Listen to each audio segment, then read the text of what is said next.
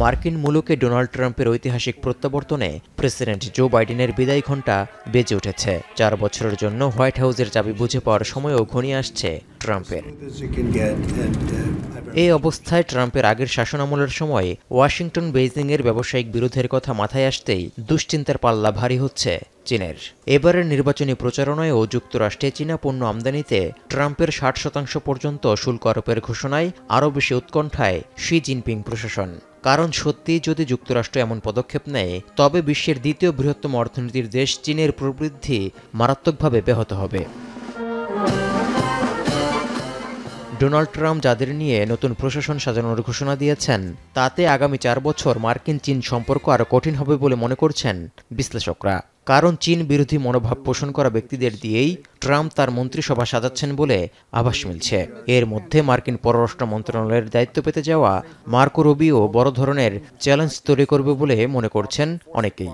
এর একটি বড় কারণ 2020 সালে কট্টর সমালোচক হিসেবে চীনের নিষেধাজ্ঞার তালিকায় পড়েছিলেন এই রিপাবলিকান নেতা।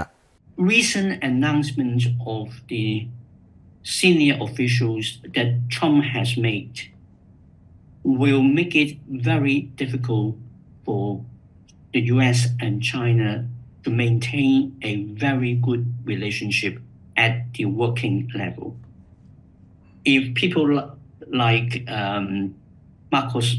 Marcus Rubio is confirmed as the Secretary of State for the United States, then it will pose a significant challenge for China, not least because China will have to lift its sanctions against Rubio. Astronauts into space. এত দুশ্চিন্তার মধ্যে চীনের জন্য কিছুটা আশার আলো জাগিয়েছে Trump প্রশাসনে টেসলার কর্ণধার ইলন মাস্কের অন্তর্ভুক্তি। কারণ চীনের সাংহাইয়ের মুক্ত বাণিজ্য অঞ্চলে নতুন মেগা কারখানা নির্মাণে চীনের সঙ্গে চুক্তি রয়েছে টেসলার। তাই যুক্তরাষ্ট্র চীন সম্পর্ক স্বাভাবিকে মার্কিন এই ধনকুবেরের বেইজিংয়ের সঙ্গে ঘনিষ্ঠতা জাদুকরী ভূমিকা পালন করতে পারে বলেও মনে করছেন সংশ্লিষ্টরা। Attempt to use Elon Musk as a friendly voice in the Trump administration to moderate the Trump administration's policy towards China. But then we have to get back into the reality of a Trump administration, which is that Donald Trump is first and foremost about Donald Trump.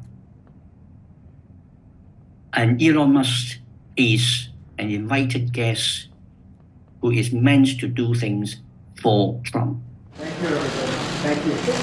Donald Trump যখন প্রথমবার ক্ষমতায় ছিলেন, তখন চীনা পণ্যের উপর 25% পর্যন্ত শুল্ক আরোপ করেছিল তার প্রশাসন। 2021 সালে ট্রাম্প হোয়াইট হাউস ত্যাগ করার পরও চীনের উপর ওয়াশিংটনের চাপ খুব একটা কমেনি। বাইডেন প্রশাসন ডোনাল্ড ট্রাম্পের সময় আরোপ করা সেই পদক্ষেপগুলো অব্যাহত রেখেছে। এমনকি কিছু ক্ষেত্রে তা আরও বিস্তৃত হয়েছে। কারণ ভূ রাজনীতি, অর্থনীতি ও তাইওয়ান ইস্যুতে বরাবরই চিরপ্রতিদ্বন্দ্বী শীর্ষ অর্থনীতির এই দেশ দুটি। তৌহিদুর রহমান, এখন বিশ্ব। মাঠের অলরাউন্ডার আমি, আর ঘরের allrounder Tilex. Tilex toilet cleaner, clean মানেই টাইলক্স।